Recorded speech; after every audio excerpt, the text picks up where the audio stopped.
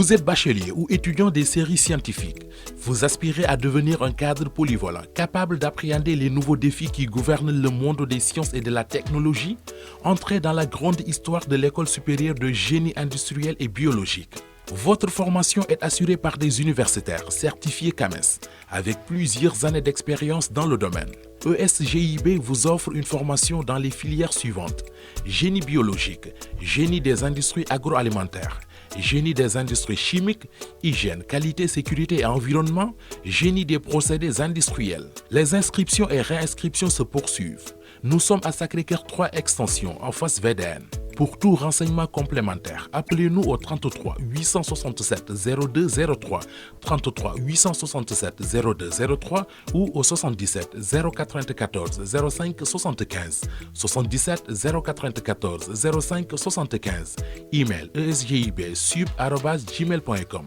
et GIP, la lumière du savoir.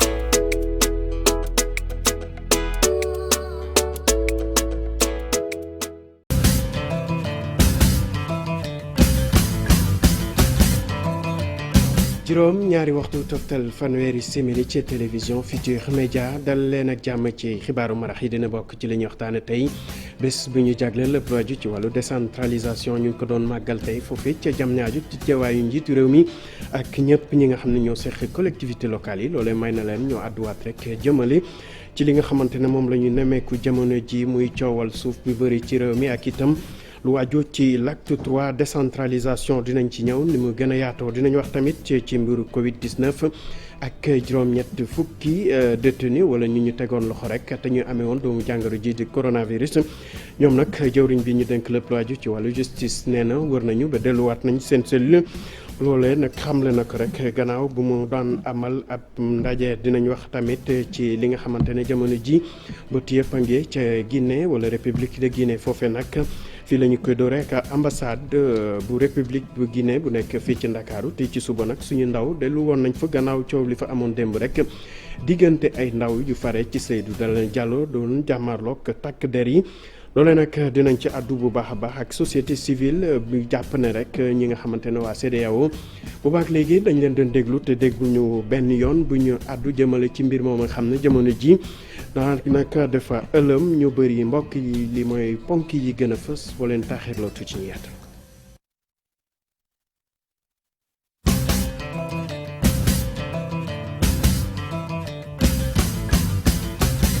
mbokk yi dal leen a jàmm ci xibaaru marax yi niñ ko waxe woon ci ponk yi tey lañ doon amal bés bi ñu jagleel lu aju ci wàllu décentralisation foofee ca diwaanu Diamniadio ci teewaayu njiitu réew mi Macky Sall loole nag may na ku mu àdduwaat ci acte 3 décentralisation ak coowal suuf bi nga xamante ne jamono ji daanaka moo lëmb réew mi suñuy ndaw Ousseynou Thiam toogal ñu te diwaan ba àndoon na fa ak Amadou Bamba Samb. ngir nag dem ci ay collectivités territoriales yu mucc ayib kii di njiitu réew mi ñaan na ñi nga xam ne ni ñoom ñoo jiite yooyu gox goxaan ñu xoolaat bu baax a baax lu jëm ci seen yoronu suuf yi nga xam ne ni daanaka ñu bëri ñaawlu nañ ko. Nous devons aussi veiller à la question sensible de la gestion du foncier. war nañu saytuwaat bu baax lu jëm ci question bu sensible bi mi nga xam ne ni moom mooy li di yoronu suuf si loolu nag jàpp naa ne waxtaan la boo xam ne bi ñenn ñi dinañ ci mer. waaye nag sujet la boo xam ne bii war nañ koo aborder ci dëgg waaye tamit ak ci loo xam ne lii lu sincère la mën naa leen a wax man en tant que président de la république risques yi gën a am jëm ci wàllu ay conflit des na ci li nga xam ne nii moom la ñuy yore ne lii di suuf si bés bu jot lu mat ñaar fukk wala juróom fukki dossier yoo xam ni yu tàng jëril dinaa ko jot rek lépp jëm ci suuf si ci lii di territoire national bi nga doon maire rek yor sa conseil municipal ku ñëw rek nga jox ko suuf loolu daal yaakaar ne buñ ko wéyalee danañu jëm ci rek ba privatiser li nga xam ne lii moom mooy foncier bi fii ci Sénégal. xam ne ni ñoom ñoo jiite bokk meemeel yi kii di njiitu réew mi présidé édition bu njëkk jëm ci bëccëg gi ñu jagleel wàllu décentralisation ci thème décentralisation ak équité territoriale kii di njiitu réew mi dellu si nag ci jéego ñu war a def ngir gën a mandargaal lii di ñaareelu pàcc acte 3 de la décentralisation. En harmonisant ces recommandations avec l'évaluation de la première phase de l'acte 3, bu ñu harmoniser lii di recommandation yi tukkee ci évaluation bi ñu doon def ci premier pàcc bu acte 3 de la décentralisation jàpp nañ ne am nañ base bu yaatu boo xam ne bii am na solo war a jëm nag xool naka la ñuy mandargaal lii di ñaareelu pàcc acte 3 de la décentralisation lu ni mel nag dañu war a indi ay tontu ci jafe-jafe yi nga xam ne ni moom moo jëm ci wàllu lii di fonction publique locale waaye tamit li nga xam ne li moom mooy yeesalaat lii di état civil yi waaye tamit lii di statut élu local ngir nag jeexal jafe-jafe yooyu jëm ci wàllu suuf ba ci barab yi nga xam ne ni waruñu fa sax amal lii di ay tabax kii di njiitu réew mi xam le ne dinañ ci jël ay dogal yu mat solo lëkkaloo ci ak lii di administration territoriale waaye tamit ñooñu nga xam ne nii dañoo jiite yooyu bokk memeel ñu caam dañuy desandeek yow ak association bi nga xamante ne moo ëmb élus territoriaux yi féete fii ci Sénégal ñoom nag dañu jàpp ne rek xew-xew bu am solo boobu te ñu waroon ci bopp dañ leen ci beddi ba tax ñuy ñaawlu dina mel di sàkku rek ci kilifa yi ñu def kem kàttan ngir xew-xew yi bu amatee rek ñu boole leen ci ndax xam nañ luñ ci mën a yokk ñoom nag dañuy njott ne rek jëwriñ bi ñu dénk lépp laaju ci wàllu décentralisation moo doxale ni mel dañu teewlu seen njiit Mamadou Abdoulaye Balay wuyoo ci micro Seynou Thiam. Ministre bi nga xam ne moo yore lépp lu jëm ci décentralisation daf ñu seppi ci organisation journée nationale de la décentralisation tey daf ñu ci waroon a boole mais boole wuñu te xamuñu lan moo tax mu seppi ñu nous sommes ñun association bi nga xam ne dañu reconnaître état daf ñu reconnaître am nañu ci récépissé te président Macky Sall ci boppam recevoir nañu donc su toogee ba recevoir boolewuñu ci journée bi daf ñuy metti daf ñuy naqar lay nekk ci ñun. donc dañu jàpp que ne lu jaaduwul la waru woon xaar sax ñun ñu koy saisir parce que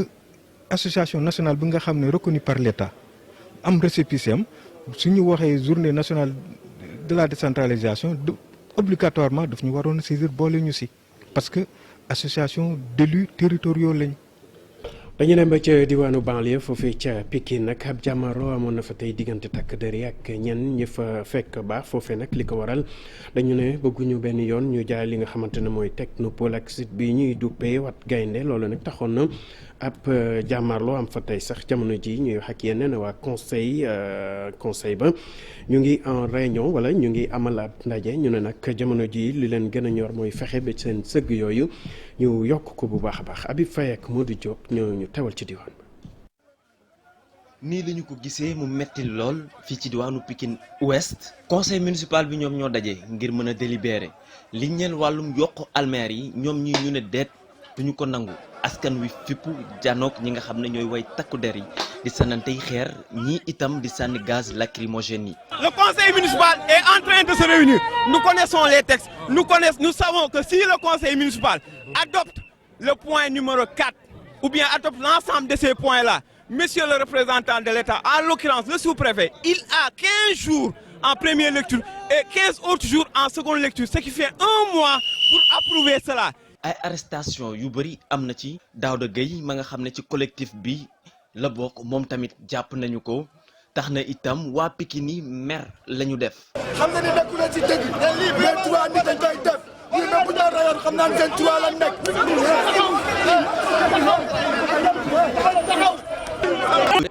bu yem neex ñoom ñu ne seen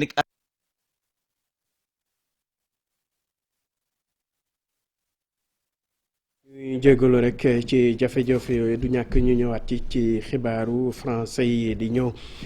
ñu wax rek ci jafe-jafe yi ñuy nemmeeku fële ca marché central poisson nekk ca diwaanu Saloum foofee ca Kaolack am ay liggéeykat yoo xam ne rek dañ ne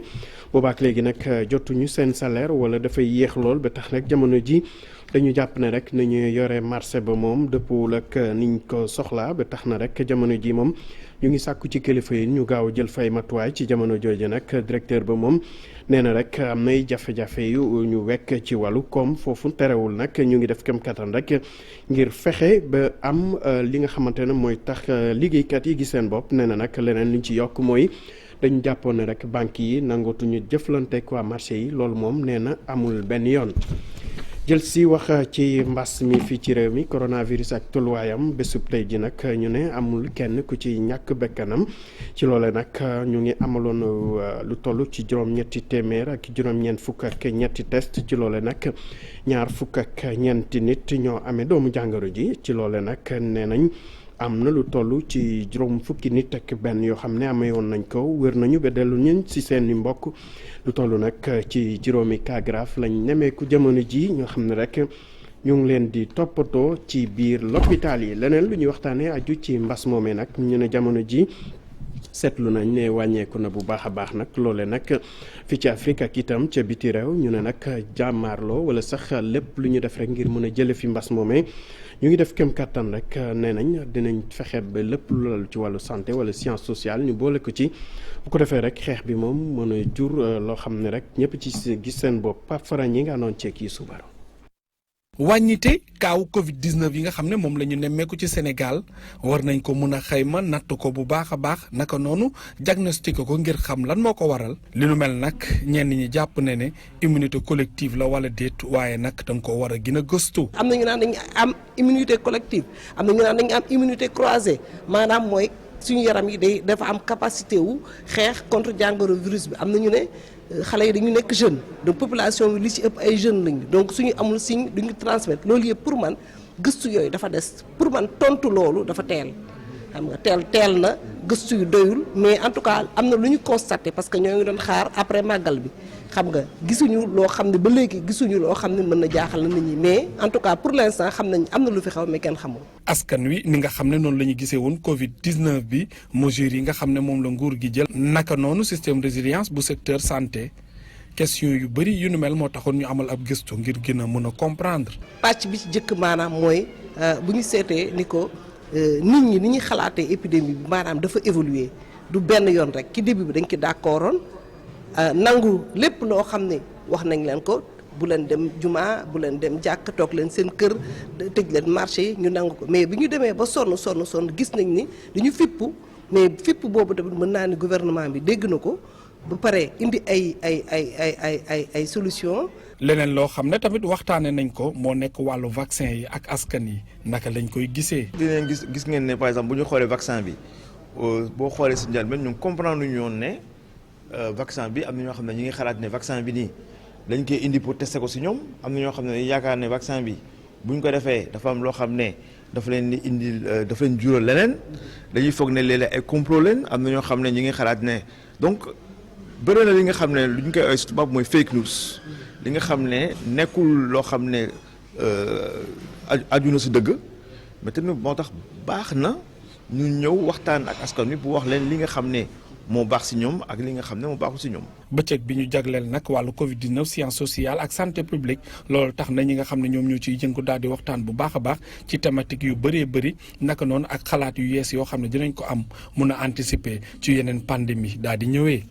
Pape Fara ñi nga dañuy desandeek mbiru coronavirus ak jafe-jafe yi mu jural askan bi ngeen fàttaliku ne rek kilifa yi jëloon nañ dogal sàkku ci banque yi ñu daxandi li nga xamante ne mooy li ñu duppee créance maanaam bor yi bu ko defee rek askan bi mun na waajal bu baax a baax lii di waa ACSIF du kuréel bu ëmb way jëfandikoo yi nag dañu jàpp ne rek ñooñee jëfewuñu li ni mel ba tax ñuy sàkku ci kilifa yi ñu teg ay daan ñi nga xam ne mooy banque yi jëfewul li ni mel du ñàkk ñu ñëwaat ci li mu gën a yaatu ci xibaaru français yi ñu wax ci leneen ak tolluwaayu coronavirus bi ñu ne nag lu toll ci juróom-ñetti fukk prisonniers yi wala ay détenus yoo xam ne rek dañu amee woon doomu jàngoro ji di coronavirus ñooñu nag wër nañu daal ba dellu seen cellule ki xam le ni mel rek di ministre maître Malick Sall bi nga xamante ne moo jiite ministère de la justice moo yëkkati kàddu yooyu rek gannaaw benn atelier renforcement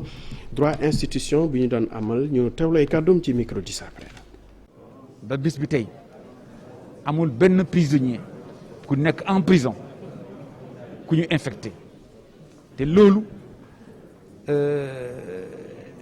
organisation la laaj organisation boobu administration def ñu def nekk fa jël mesure boo xam ne que ku ñu condamné wala ku ñu mettre en mandat de dépôt dañu décider ne que yow balaa ngay jël dem sa cellule da ngay jaar ci benn centre de transit boo nekk ci centre de transit boobu boo fa defee 14 jours boo développé dara ñu jël la faj la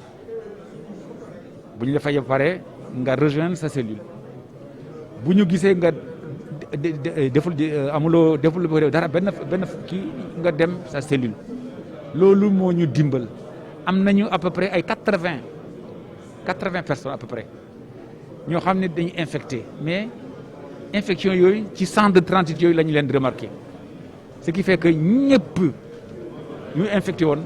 administration pénitentiaire daf leen jël en charge parce que administration pénitentiaire amoon na ñoom tam structure de santé. ñoo desandeek prisonniers yi ak wala sax détenu yooyee dem ba ca foofee ca diwaanu Bambey ki nga xamante nag mooy régisseur mag ba fa nekk moom li mu bëgg rek mooy taxawal ay tool yoo xam ne ñooñee dinañ fa mën a daan seen doole su ko defee rek lépp lu aju ci wàllu réinsertion sociale maanaam ni ñuy taxawee rek ci biir askan wi bu ñu génnee loolee ñu gën ko yombal loolu nag gis nañ ne rek dinañ mën a dugal seen loxo bu baax a baax tamit ci lépp lu laale koom-koom ci réew mi. Babacar Diouf ak Ndongo Ndiaye ci diwaan ba. ay détenus yu bëri génn prison dañu fay delluwaat ndaxte niñ leen waajale pour sunu génnee mën a moom seen bopp dañ ko mooy ci maison d'arrêt de correction bu Bambey administration pénitentiaire bi bëggut lu mel noonu di fi am. te détenu bi jàngaluñ ko dara aussi lajj nañu moo tax mbay mi dafa am solo suñu préparer leen d'abord jàngal leen ak général nu ñuy béyee parce que vraiment jàng nañ fa lu bari beneen bi aussi li ñu béy dañ koy jaay suñ ko jaayee da am loo xam ne dañ koy génnee ne nii lañ ci fere woon am na loo xamante ni dañ ne woon dañ koy def semence mais madame directrice générale nee na jaru ko mu déyeen moom mooy financé mooy joxe finance semence yëpp donc loolu ñu ko koy santé bu baax a baax beneen partie bi nag détenu lañ koy jox comme pécule. foofu rek ci béyab nawet ndaxte yeneen activité bëgg nañ koo defaat pour li nga xamante ni moo di liggéey bi wéy ci barab bi. donc d'abord si tool bi rek bëgg nañ fi def maraîchage suñu paree ci lii bëgg nañ def maraîchage. bu ñu defee maraîchage ak jardinage ensuite am nañ projet aviculture boo xamante ni 500 poulets la ñu mën a fournir tous les 2 mois ensuite du ñuy def embauche bovine booy xool sax am na benn nag bu nekk fële. duñ ci weet nag ndaxte nee nañ administration pénitentiaire fi mu nekk nii mu ngi waajal ay formation yoo xam ne ni da koy jagleel prisonniers yi. suba jot nañ benn këyit bu ñuy wan ni nañu yónnee turu détenu yi nga xamante ni dañu demandé woon formation yi ñu demandé nag bari na. am na ay agriculture. bu ñu génnee dañoo bëgg ñu am métier wante tamit am xaalis boo xam ne ni dina leen mën a may ñu tàmbaliwaat beneen liggéey. Babacar Diouf ñu del si fii ci Ndakaaru wax ci taxawaayu soxna yi ci langue politique fii ci réew mi loole rek soxal na kuréel bi ñu duppee OCDEA ñoom nag li ñu bëgg rek mooy fépp foo xamante ne góor ñaa nga fa rek ñu may soxna yi ñu mën a bàyyi seen waar bu ko defee rek li ñu xam ci boobule mbir ñu mën ko fësal bu baax a baax dañuy teewlu ki nga xamante ne mooy Cheikh Oumar Sy ci micro Alassane Ba mu doon addu ci boobule fan. li ñu seetlu mooy jongante yi nga xamante ni weesu na muy lu jëm ci wàllum législatif ak gox yeeg goxaat yi dafa am problème yu bëri ci lu jëm nag ci li nga xamante ni moom mooy loi bi ñu teg ci wàllum parité. dañu jàpp ni itam am na loo xamante ni lu am solo ci wàllu woowule mooy ñoo xamante ni ñooy ndaw ñeeg jigéen ñi jafe na ci ñoom ñu am place bi nga xamante ni moom mooy place bu am solo ci wàllum dogal yi ci parti politique yi. ci njàppandalu waa fondation Heinrich Böll ak ñi nga xamante ni ñoom mooy ambassade Grande-Bretagne ñu daal di amal ay formation ci fukk ak ñeenti région yi nga xamante ni ñoom ñoo fi nekk ak ay ndaw ngir fexe ba jàppale leen ñoom ci seen bopp ci wàllu woowule ci biir parti politique yi ñu am fa gëdd. wante itam ñoom ci seen bopp ñu daal di amal li nga xamante ni moom mooy plaidoyer bi ngir réforme yi nga xamante ni ñu ngi koy xaar mu daal di mat. ñu jël par exemple assemblée nationale munoo wax ni liñ fay nemmeeku mooy benn ndaw képp boo xamante ni xëy na peut-être ñaar fukki at ak juróom la am alors que boo xoolee société sénégalaise mu ngi toll bu ci téeméer boo jël juróom benn fukk wala juróom fukk ak juróom ñoo xam ne ay ndaw lañu kon ñu gis ne déséquilibre dafa am. Donc il y a un déséquilibre total. Alhassane Ba moo tekki kàddu yooyu ñu wax ci mawlid atum ren ji nag ñu ne dina bëri ci dëkku diine yoo xam ne dinañ ko fa màggal di ci mel ni Thiénaba kër maam El Hadj Ndiassane kër maam Dabaye loolee tax nag service d'hygiène te mu féete foofu ci diwaanu Thiès ñu ngi def kem kattan ngir désinfecter bërëb yooyu bu ko defee rek ñu fay ñëw ngir màggal si guddi yonent bi sallallahu alayhi wa sallam ñu mën ko def ni mu waree. Cheikh Anta Diop say laatir ci liggéey.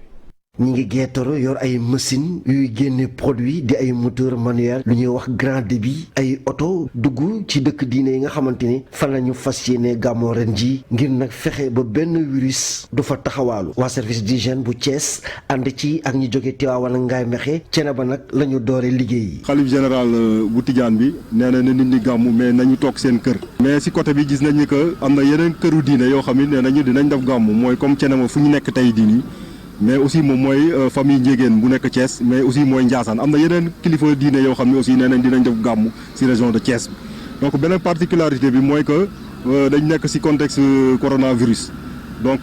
te lu ci gën a am solo mooy que région de Thiès dafa nekk ñi nga xam ni ñoo ëpp cas ci Sénégal bi boo ci génnee Dakar te aussi cas communautaire yi aussi dafa des fii ba léegi donc loolu lay gis moo tax service d'hygiène mu ne na laal benn pexe boo xam ni dafay def lu ñuy wax prévention ak contrôle de l'infection mais loolu lu ci gën a am solo mooy que ñu tàmbale ko ay opération technique li ñuy wax désinfection ak désinsectisation. ay junniy taalibe daañu leen xaar nag ci dëkk diine yu bëri ci diwaanu Thiès rawatina nag fii ci Thiénaba capitaine Idrissa Ndiaye nee na lépp loo xamante ne jëm na ci ay masque ay jumtukaay daañu ko joxe ngir nag ñiy gàmmu si gën a aaru ci feebar. ministère bi yore wàllum wér-gu-yaram jàppale na service d'hygiène bu baax a baax ci wàllum matériel loolu dina tax mooy liggéey bi mu gën a gaaw ñetteel bi aussi mooy liggéey bi aussi dañ koy def mais dañuy am ñoo xam ne ñoo ñu jàppale ñoo ñëpp ci région bi la ñuy jógee région de Thiès. xalif général bu Thiénaba di sëñ Abdourahim Seck nag dalal na délégation service d'hygiène bu Thiès ñaanal leen tey sàkku nag ci askan wi ñu topp digal yi te nag ñaan na ba kenn du am doomu jàngoro ji ci ñuy ñëw ci gàmmu gi. Cheikh Anta Diop dañu del si fii ci Ndakaaru dem ba foofee ca ambassade bu république bu Guinée nekk fii ci Dakar foofe nag démb amoon na xiro ngaayub doxoon diggante ay ndaw yu jàpp ne rek ay farandoo Cellou Dalein Diallo la ba taxoon na rek seen diggante ak takk der yi xawoon na metti loolee sax tax tey ñi nga xam ne rek waa société civile ak OSIDEA te ñu fekk baax fi ci réew mi àddu jëmale ci li ni mel ñoom nag li leen metti mooy boobaak léegi nag waa CEDEAO moom kenn déggu leen ci mbir mi Alassane Ba Mohamed Sow Diagne. ay acteurs yu fëre ci société civile ñooy ñaawlu noppi ji nga xamante ni moom la CEDEAO def Union africaine ci li nga xamante ni moom moo xew ca Guinée ay nit yu ñàkk seen bakkan ragal réew mi daal di tàkk. OSIDEA mu ngi dénoncer avec fermeté li nga xam ne tey mooy noppi bi CEDEAO noppi ak Union africaine ci crime yi nga xam ne tey mu ngi am Guinée mu ngi am Côte d'Ivoire li ñu gis mooy CEDEAO amatul njëriñ pour le peuple bi nga xam ne moom la war a représenter li ñu wax mooy nañu fexe ñu arrêter massacre bi am actuellement troisième mandat dafa nekk loo xam ne tey c'est dangereux pour l'Afrique gis nañ ko à chaque fois nu muy déstabiliser ay état à chaque fois nu muy créer ay clivage ethnique à chaque fois nu ñuy fexe ba tey askan bi jaxaseeg boppam ñu bàyyi liggéey bi ñu war a def pour développer suñu dëkk donc tey bu ñu toogee CEDEAO noppi Union africaine noppi di seetaan ki nga xam ne tey mu ngi Côte d'Ivoire di président bi muy ay rey askanam ndax ba dafa bëgg jàll troisième mandat di seetaan Guinée Alpha Condé moom tamit instant yi mu ngi sàcc élection yi pour mën a jàllaat pour toogaat ñu noppi ci loolu duñ ko nangu tey duñ ko nangu ëllëg. CEDEAO boobu nga xamante ni tey jii liñ doon wax syndicat de président lay gën a nuru que vraiment une organisation communautaire boo xam ne am nay ful lay dundal démocratie teg mbir ñi ca yoon ba nga xamante ne lor yi du am parce que boo seetloo peuple africain yi dañu am fitna chaque fois dañu am ay dictateurs yoo xamante ni kenn xamul ban xeetu nattu lañ ci xeet ci askan. ab situation bu dalut xel bi nga xamante ni sax mënoon nañ ko séntu bu ñu sukkandikoo ci Abdourahmane Sow bu COS M23. boo gisee li xew gi ne tey Alpha Condé fi coow li amee mooy ba mu ne dafay changer constitution gannaaw ba mu waree kàddoom gannaaw ba mu parjuré gannaaw ba mu defee lu yées loolu ne dafay nekk candidat ñu dem référendum ba xeex am ci ba ay nit dee nañ ci CEDEAO waxul dara ana fulla gi ñu amoon ci kanamu Yaya Jammeh lu tax mënuñu koo am tey fii ci Alpha Condé ba muy jàpp nit ñi di leen rey te kenn mënu ci dara. société civile bu Afrique yëpp ñoo war a taxaw ñaawlu li nga xamante ni moom mooy xew ci jamono ji ca Guinée. mu di xalaatu moom njiitalu observatoire bu suivi des indicateurs de développement économique ci Afrique mu jàpp ni sax war nañ cee jaar ngir fexe nag ba dakkal li nga xamante ni moom mooy débat ñetteelu mandat fii ci Afrique. Hassan Ba cant ak ngërëm ñeel na la yéen tamit nag noonu ci teewlu beeg safo bi duñu def dara lu dul delloo Aram Touré lenge yi moom ak invité am ñu doxal ba ci kanam. jërëjëf Ibou Diouf ñëwaat ci Maodo Malick Mbaye nga xamante ne ni moo jiite association